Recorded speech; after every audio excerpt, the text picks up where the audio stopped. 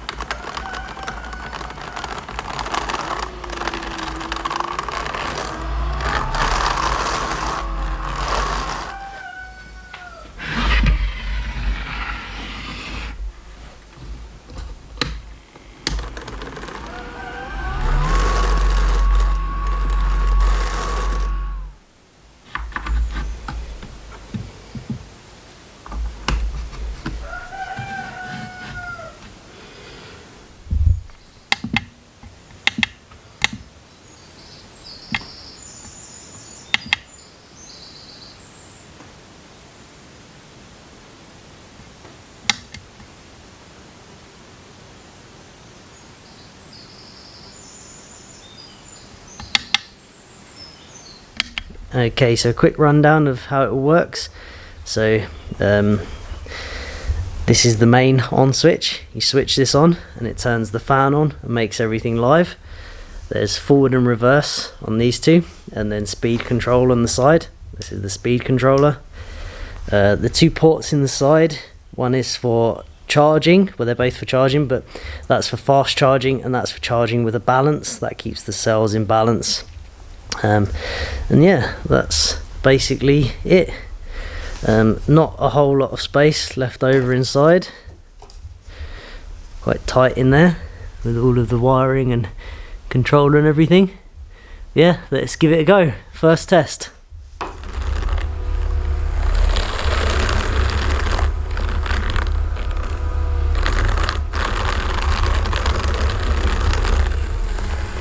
It's an EWM speed controller, so it limits the amps, so it's best to use it at like a good speed because you'll have more power out of it.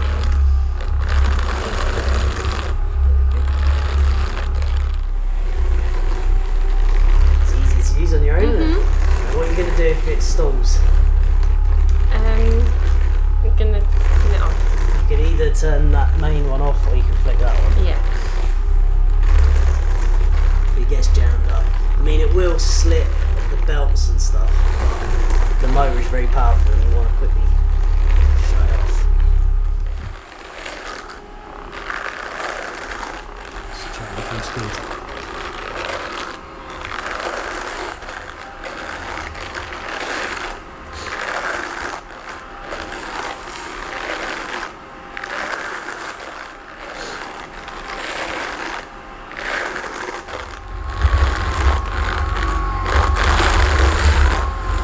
Is that you don't have to hold it down. Mm-hmm. The rubbing you can hear. These teeth, they shouldn't really be touching, but the drying of all the wood, because I used fairly damp wood, has made this not quite circular, so they just touch in one point and then don't in another. But they're literally only just touching each other, so yes.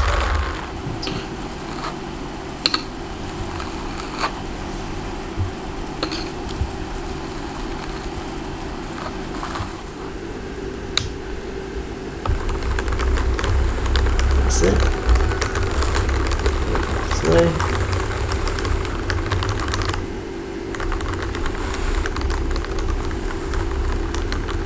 There we go. You'll get used to doing that. Yeah. Oh, nice. That's it. Oh, It's nice. the first one. A couple more times. Right. Push it a bit harder this time. Put in a big lump. See how it does. You're gonna need more power than that. When you're using it, have it pretty much full on. No problem. I chewed that right up. Hey puss. She's getting you menacing.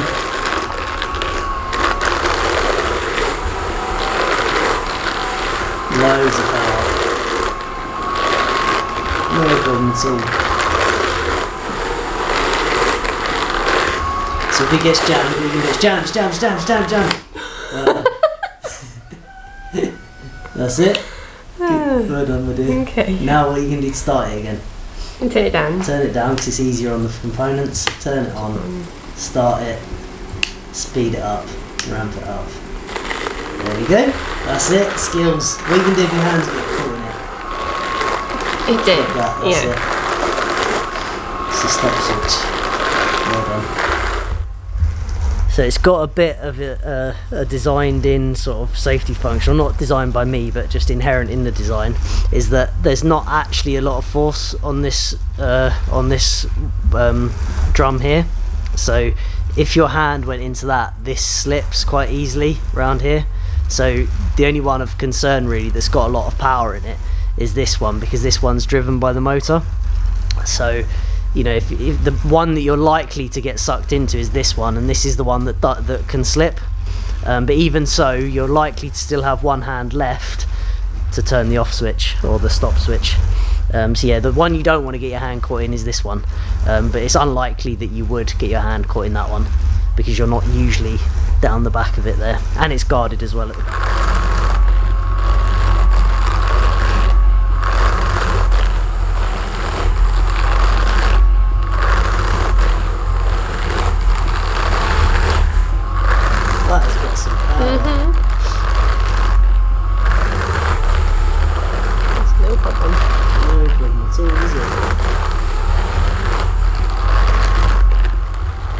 Easier than hand winding, isn't it? Kept lady these days. Can't have your hand winding.